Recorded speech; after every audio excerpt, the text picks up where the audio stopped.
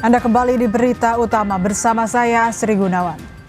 Saudara, di balik hiruk-pikuk kios ayam geprek yang biasa dipenuhi aroma sambal dan suara penggorengan, tak ada yang menyangka dinginnya sebuah freezer justru menyimpan kisah paling kelam. Di dalam lemari es yang membeku bukan bahan baku makanan yang tersimpan, melainkan jejak kejahatan keji dari dua karyawan kios ayam geprek. Di mesin pembeku itu, sesosok jasad pria ditemukan di antara bahan baku ayam. Lalu, apa yang menjadi motif pelaku tega memutilasi korbannya? 28 Maret 2026 lalu, sebuah kios ayam geprek di perumahan Mega Regency Serang Baru, Bekasi, Jawa Barat mendadak ramai. Bukan antrean calon pembeli, namun karena adanya penemuan sosok jenazah seorang pria di dalam kios. Tragisnya saudara, jasad seorang pria ini ditemukan dalam lemari pendingin dalam kondisi tak lagi utuh. Dan dari sinilah kisah memilukan itu mulai terungkap.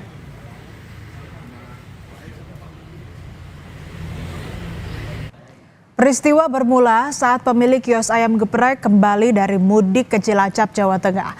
Ia berencana kembali berjualan pada 28 April 2026. Namun pesan yang dikirim ke karyawannya melalui ponsel hanya centang satu.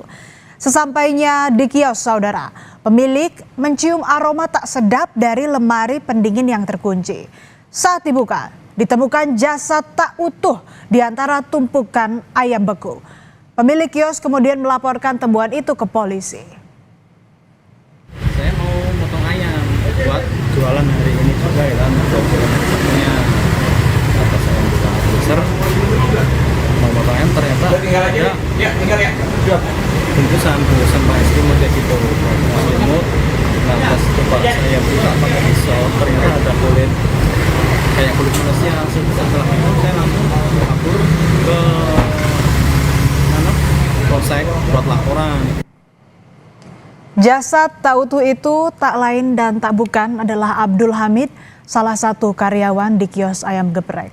Selain bekerja harian di kios ayam geprek selama 2,5 tahun, korban juga berprofesi sebagai satpam di area ruko setempat. Warga sekitar mengenal korban sebagai sosok yang ramah dan memiliki jiwa sosial yang tinggi.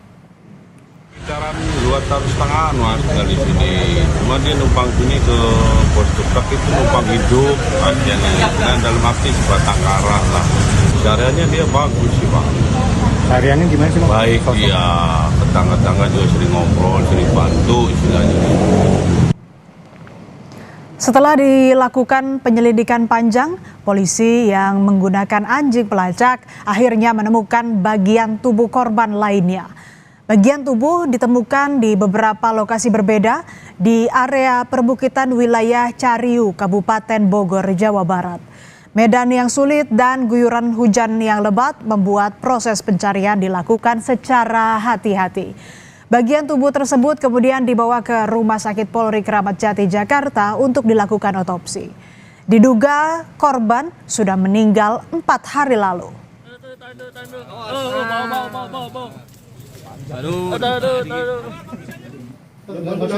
Upaya pelarian pelaku mutilasi karyawan ayam geprek di Bekasi, Jawa Barat berakhir di tangan polisi pada Minggu pagi.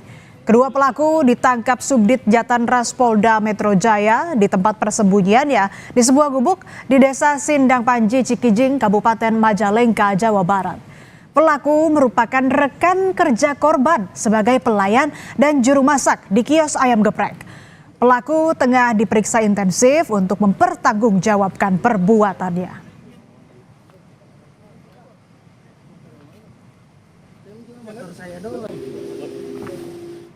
Di balik kasus mutilasi yang menggegerkan warga Bekasi, perlahan motif kejahatan itu mulai terbuka. Kedua pelaku rupanya memiliki niat jahat untuk mencuri mobil milik bos mereka yang sedang berlibur. Untuk melancarkan rencana itu, pelaku kemudian mengajak korban. Niat jahat kedua pelaku yang juga rekan kerja korban ditolak mentah-mentah oleh korban. Namun ternyata penolakan itu memicu kemarahan hingga pelaku nekat menghabisi nyawa korban. Bahkan untuk menghilangkan jejaknya, pelaku memutilasi korban kemudian disembunyikan di lemari pendingin di dalam kios dan beberapa bagian tubuh dibuang di Bogor, Jawa Barat. Pelaku yang berniat mencuri mobil milik bosnya mengalihkan targetnya ke sepeda motor lantaran ketatnya pengamanan. Selain mengambil motor milik bosnya, pelaku juga membawa kabur motor dan ponsel milik korban. Motor hasil curian dijual dengan harga 1 juta hingga 2 juta rupiah. Satu yang korban itu diajak untuk melakukan kejahatan tapi menolak, sehingga yang 2 orang membunuh si korban tersebut. Oke. Motifnya apa belum? Ingin menguasai barang milik majikannya. Awalnya yang mau diambil itu adalah mobil, tapi karena ada pengamanan yang cukup lumayan ketat, sehingga yang rencananya awalnya mobil bergeser ke motor, namun tetap si korban tetap tidak mau mengikuti kemauan para tersangka. Akhirnya si tersangka membunuh korban tersebut. Kini ketika garis polisi telah terpasang dan misteri perlahan terurai, yang tersisa bukan hanya jejak kejahatan, tetapi duka yang tak mudah dipulihkan. Dan kejujuran terkadang membuat seseorang tidak disukai, namun tetap harus diperjuangkan. Semoga pelaku dapat dihukum dengan seadil-adilnya, karena keadilan seberat apapun jalannya harus ditegakkan demi mengembalikan rasa aman yang telah terkoyak.